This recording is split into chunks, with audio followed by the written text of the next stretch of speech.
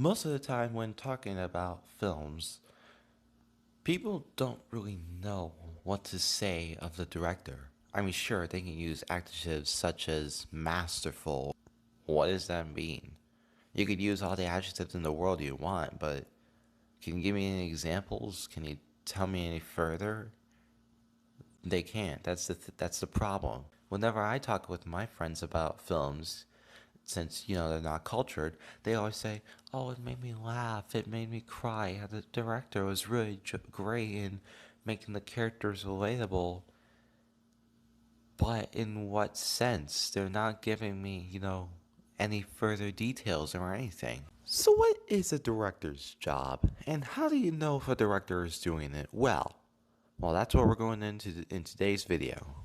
So, what is a director's job? Well, put simply, is to take the story they've been given and to tell it the best through the language and medium of film. But essentially, all you really need to tell a story visually is a subject or subjects, a camera or cameras, and the filmmaking techniques that can be utilized properly in order to display the kind of story you want. Now, how do you know what kind of story you want to share visually? Well, that's trial and error. Here's a quick exercise. Take any sort of everyday, mundane activity and try to see it from different perspectives and through different techniques. For example, a man drinking coffee. What do you get of this man from this shot? Or from this shot? What if I were to shoot him from a low? What if I were to shoot him from a high angle like this? Or from behind? What if I were to change up the actor's performance in this wide? And finally, you get the picture, literally. But regardless of what a director ends up putting in front of the camera, it all boils down to that one word that defines their living being: intention. When discussing the winners of the 2024 Oscars, my master movie wise criticized Christopher Nolan's win by saying that he was sacrificing aesthetic quality for the sake of emotion, and that he was doing so with intention. But the more I thought of it, the more I realized that lots of directors do that already. And besides, can a director show a specific emotion while looking aesthetically pleasing? And that's when I found out how to distinguish a director from another. Introducing the director's intent chart.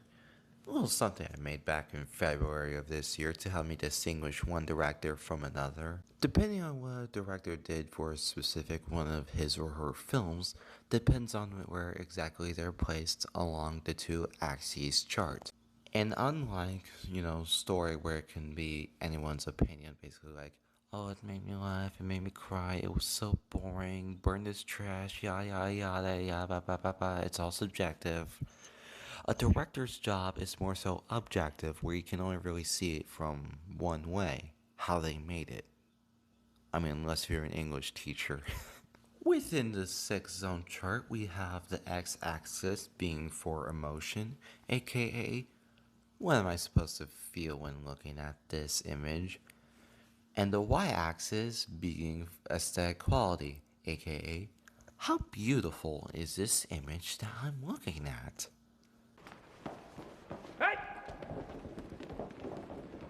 First up, we got the no-go zone. This means that the film is neither good to look at, nor does it elicit anything at all. This can range from Z movies to college films. I know, I really tried to find an example of a director that would end up fitting within this, this zone. But the more I look, the more I can't really seem to find one. Because, they're sort of like unicorns, they're very rare. They're like once in a lifetime chances. You can never really find them out in public. You can only find them through deep research. But as far as I'm aware, there's not really one in existence. However, if there is one in existence, then A, one of their films is probably on IMDb's Worst 100. B, one of their films has probably been featured on Mystery Science Theater 3000. C, they were born in Europe. D, they live in Europe, or E, they died in Europe. Next up, we got the Hollywood Zone, aka the Streaming Zone, aka the Netflix Zone, aka the Disney Zone. So the Hollywood Zone can really only be simply defined through two words: eye candy. That's literally it. It's only there to make your eyes stay on the screen and nothing else. What to expect from here? Lots of quick cuts or long shots that meander for a very, very, very bigger deal than they should. Basically, what directors will do here is make sure that their subjects are in front of the camera, make sure that everything is evenly lit, and that's the day that cinematography died when streaming took over. Off the top of my head, the directors that fit the most within this zone of the chart are the Russo brothers and whoever the heck made that one fan film of Avatar: The Last Airbender. Yeah, some of these I do for myself. Next up, we have the Modern Newcomer Zone. Modern Newcomer Zone? What does that mean, Ethan? Thanks, random stranger who just entered my house for no reason. A modern newcomer basically means anybody from the late 90s or early 90s to the present. Have lots of great directors shown up within that time? Yes, but that's because they know how to use a camera and the techniques within them. Modern newcomers are more so indie directors such as the Safdie brothers. But it can also be, regular working directors today, such as Christopher Nolan. Those are the two that can best fit. That definitely know how to get an emotion from the audience, but don't really know how to make the image look good. Next up, the only section in this chart that doesn't look like a quadrilateral, the blockbuster zone.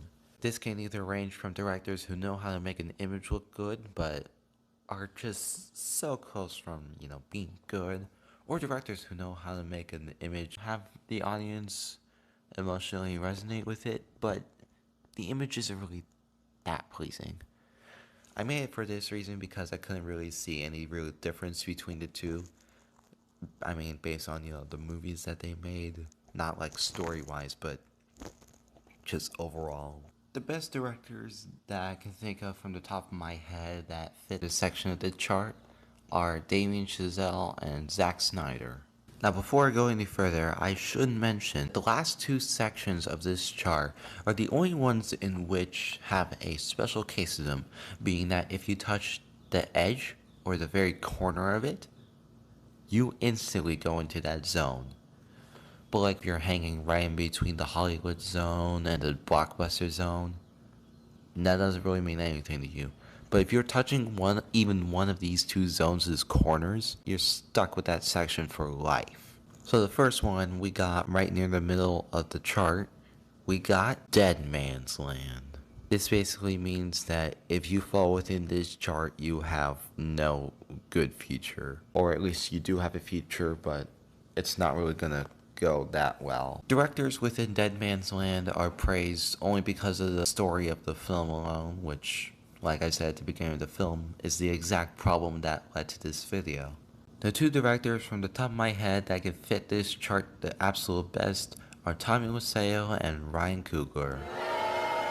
Oh, come on, admit it. You like Sinners for the story. Admit it.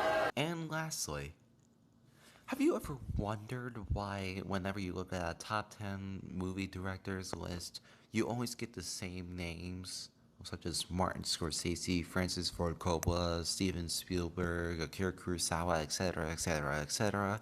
Well, this is why. They are in the GOAT zone. The GOAT zone is exactly what it means. They utilize not only every single film technique within their arsenal to make the image look good, but also to elicit a specific moment within that story that they're telling the best. They fulfill the director's job to the extreme, to the ultimatum.